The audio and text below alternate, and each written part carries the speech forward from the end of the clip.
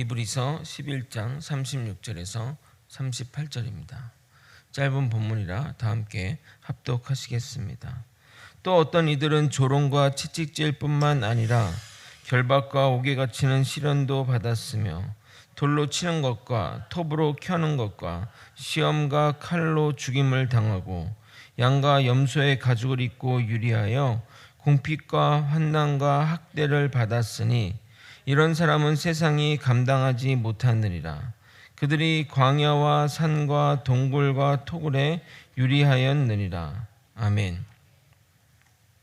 계속되는 믿음의 모습들을 서술하고 있습니다.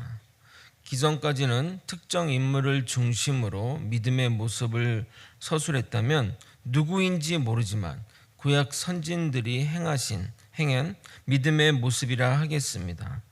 물론 짐작이 가는 인물들이 있지만 그것이 맞다고 확정할 수는 없습니다. 국립묘지에 가게 되면 전쟁 영웅들의 묘지가 중앙에 배치되고 전쟁 순직자들이 좌우로 위치하고 약간 떨어진 곳에 무명용사의 묘가 위치합니다. 무명용사란 전쟁에서 발굴된 시신인데 그 시신의 신원을 특정할 수 없는 자들을 말합니다. 그래서 그분들의 시신을 모아 무명용사의 묘를 만든 것입니다. 저는 33절부터 38절까지가 바로 무명용사들의 믿음의 행적이라 생각합니다. 아마도 우리의 믿음의 모습도 그런 모습이지 않을까 생각합니다. 성경에는 기록되지 않겠지만 우리의 믿음의 행적은 영원히 누군가의 기억으로 존재하지 않을까 생각합니다. 저는 그 누군가가 하나님이라 확신합니다. 하나님이 기억하시면 그걸로 충분하다 생각합니다. 오늘도 믿음의 행적을 말한 다음에 예상되는 구약의 인물 또는 사건을 이야기하고 마무리하도록 하겠습니다. 오늘 본문 가운데 특이한 것이 나오는데 그것에 대해서도 언급하도록 하겠습니다. 자신의 신념과 믿음 때문에 조롱과 채찍을 받은 사람은 성경에 참 많이 나옵니다. 더 나아가 그걸로 인해 잡혀서 옥에 갇히는 사람도 나옵니다. 구체적으로 구약에는 에레미야 선지자가 있겠고 신약에는 예수님 그리고 예수님의 제자들과 사도 바울이 있습니다. 그리고 지금 로마와 유대교로부터 핍박받는 히브리서 독자들이라 하겠습니다. 그러므로 히브리서 저자는 이 일이 당신에게만 있었던 것이 아니라 진리를 따르는 자들에게는 당연한 것이며 여러분이 가는 길이 혼자 가는 길이 아님을 알려주고 있습니다. 그래서 어떤 이들은 이런 시련을 훈장처럼 여기기도 합니다. 디모데후서 3장 12절에 이렇게 말합니다. 무릇 그리스도 예수 안에서 경건하게 살고자 하는 자는 박해를 받으리라. 그러니까 우리가 예수 그리스도의 삶을 따라간다면 당연히 박해가 존재할 수밖에 없다는 겁니다. 진리를 따르는 길은 좁고 험하나 모든 이들이 가는 길은 넓고 평탄합니다. 그래서 모든 사람들이 그 길로 가는 것입니다. 믿음의 사람들은 죄악의 삶을 살기보다는 진리 위에 고난받기를 더 좋아하는 자들입니다. 히브리서 11장 25절입니다. 도리어 하나님의 백성들과 함께 고난받기를 잠시 죄악의 낙을 누리는 것보다 더 좋아하고 이 믿는 사람들, 하나님을 따르는 자들은 이 길로 결국 나아가야 합니다. 이어서 37절을 읽도록 하겠습니다. 돌로 치는 것과 톱으로 켜는 것과 시험과 칼로 죽임을 당하고 양과 염소의 가죽을 입고 유리하여 궁핍과 환난과 학대를 받았으니 37절을 읽으니 조롱과 채찍질에 결박과 옥에 갇히는 일은 알고 보면 별일 아니라는 생각이 듭니다. 믿음 때문에 어떠한 일까지 당하는지 보여줍니다. 구약의 인물 중에 돌에 맞아 죽은 자는 제사장 여호야다의 아들 스가랴입니다. 요아스는 제사장 여호야다의 도움으로 아달랴의 손에서 간신히 벗어나 생명을 건지게 됩니다. 그래서 왕의 섭정처럼 제사장 여호야다가 요아스 왕을 이끌었고 그 기간에는 요아스 왕이 선왕으로서의 모습을 보이게 됩니다. 그런데 제사장 여호야다가 죽자 그는 신앙을 저버리고 우상 숭배를 하며 악한 일을 서심없이 저지르는 왕으로 돌변했습니다. 이에 제사장 여호야다의 아들 제사장 스가랴가 왕의 잘못을 비판했습니다. 이에 요아스 왕은 화가 나서 성전 뜰 안에서 스가랴를 돌로 치라고 명령했고 돌에 맞아 죽게 됩니다. 신약 시대에는 집사 스데반이 복음을 전하며 유대인의 잘못을 책망하자 이에 분노한 유대인들에 의해 돌에 맞아 죽게 됩니다. 톱에 의해 죽는 자는 구약 성경 기록에는 없으나 탈무드에 보게 되면 이사야 선지자가 므낫세 왕에 의해 톱으로 켜져 죽었다고 기록되어 있습니다. 그리고 칼에 죽은 자들은 수없이 많았고 대표적으로 사울 왕에 죽은 제사장들이 있습니다. 그리고 죽지는 않았으나 종교적인 박해로 고향을 떠나 유리했던 자들도 나옵니다. 당연히 고향을 떠나 또 유리한 자들이기 때문에 궁핍하고 환난과 학대를 당했을 것입니다. 이스라엘 민족이 아수르와 바벨론 포로로 끌려간 사건이나 로마에 의해 멸망한 후 각각 각 나라로 뿔뿔이 흩어진 사건도 포함될 것입니다. 히틀러의 유대인 학살도 그 사건 중에 하나일 것입니다. 개인적으로 엘리야나 엘리사 선지자도 그러했고 신구약 중간기 때 많은 이들이 이 신앙의 문제 때문에 신앙의 종교의 박해로 인해 광야나 산, 동굴로 피해 짐승과 같은 삶을 살았습니다. 이 기록들은 믿음의 선진들이 믿음으로 인해 박해를 받는 장면이기도 하지만 현재 지금 이 글을 읽고 있는 기독교 유대인들이 겪는 고난과 환난이기도 합니다.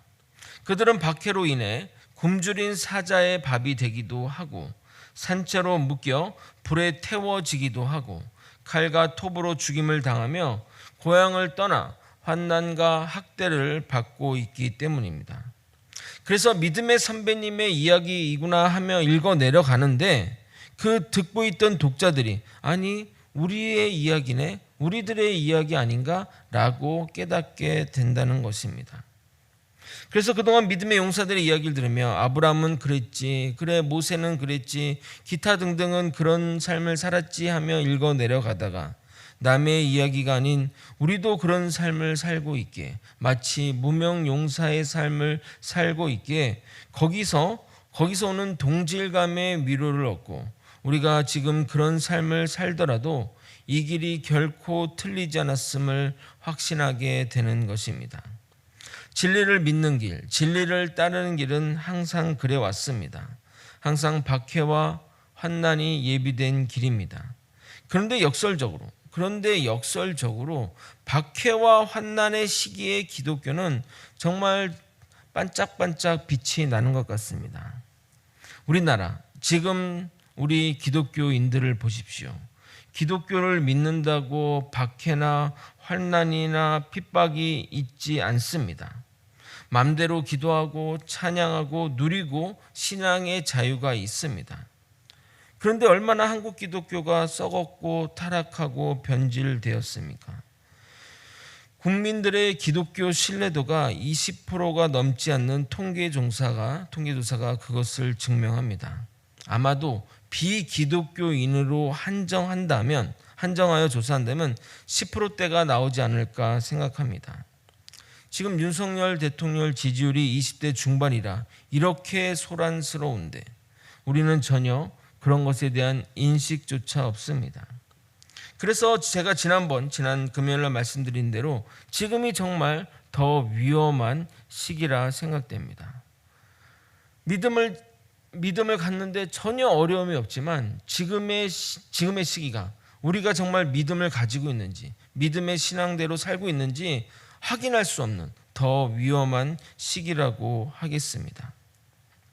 현재 사역자들의 역할 중 가장 신경 써야 할 일이 말씀 연구나 복음 전도나 다른 일들이 아니라 성도들 시험 들지 않게 하는 일이 주요한 일입니다.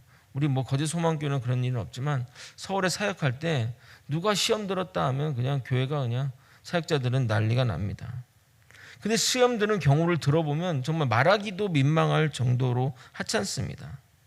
우리가 있는 이 성경 말씀에 비교하면 너무나 부끄럽습니다. 그래서 요즘 교회를 옮기는 이유가 뭐 환난이나 핍박이 아니라 시험이라니.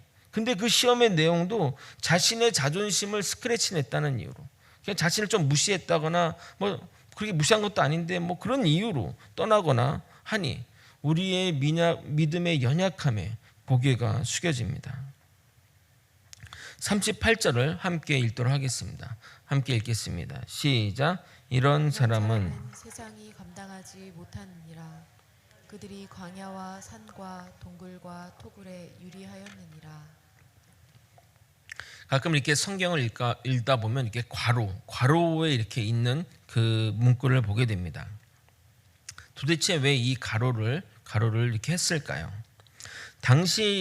당시에는 인쇄술이 발달하지 않아 어떤 누가 이렇게 성경 원본이 있으면 그것들을 손으로 필사하는 방식으로 성경이 복사되어 이곳 저곳으로 전달이 되었습니다. 근데 우리가 있는 이 성경은 원본은 없고 필사본만 남아 있습니다.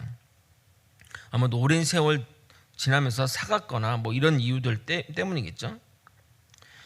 만약 직접 성경 저자가 기록한 원본이 남아있다면, 원본 한 장만이라도 남아있다면 그 값의 가격은 뭐 지금 경매로 따지면 뭐 수천억 정도의 엄청난 가격이 나올 겁니다. 손으로 필사를 하다 보니 당연히 오타가 발생하게 되고, 그 오타가 있는 필사본이 또 복사가 되다 보면 되었는데 만약 오타가 없는 필사본이 사라지면 오타가 있는 필사본만 우리에게 전해지게 되는 겁니다. 무슨 말인지 아시겠습니까? 원본이나 있었는데 그 적다 보니까 뭐 졸거나 내지는 뭐 갑자기 글자를 삐뚤어 써가지고, 나중에 뭐 히브리어를 보시게 되긴 알겠지만 히브리어는 모음이 없어요. 모음이 없고 이 자음만 쓰는데 그걸 이제 우리는 못 읽지만 히브리 사람들은 읽죠. 그 뜻을 보면서. 그러다 보니까 뭐 오타가 나올 수도 있습니다. 뭐 좀 설명하기가 좀 어려운데 하여튼 그러다 보면 이 원본은 사라지고 이 필사본만, 오타가 있는 필사본만 계속 전해지면 이 필사본, 오타가 있는 필사본이 원본이라 생각하지 않겠냐 이 말입니다. 그래서 어떤 성경 필사본에는 이렇게 쓰여 있고 또 다른 필사본에는 이렇게 쓰여 있다면 어떤 게 맞는지 판정하기가 어려울 수 있습니다. 그렇지 않겠습니까? 어떤 게 진짜인지. 그냥 뭐 대표적인 예로 낙타가 바늘기 들어간다 뭐 그런 말 있잖아요. 성경 말씀이 있잖아요. 근데 왜 낙타가 바늘기로 들어갑니까? 뭐 그 자체가 너무 말이 안 되는 거 아닙니까? 근데 남겨진 필사본에는 낙타로만 남아 있기 때문입니다. 그런데 많은 학자들이 얘기하는 게 그 한 글자가 틀려서 원래는 동아줄인데 낙타로 하는 것이 아니냐 추측만 할 뿐입니다. 근데 남겨진 것이 낙타로 돼 있기 때문에 그 낙타가 바늘기로 들어간다라고 표현하는 겁니다. 근데 아마도 동아줄이 아닌가 생각합니다.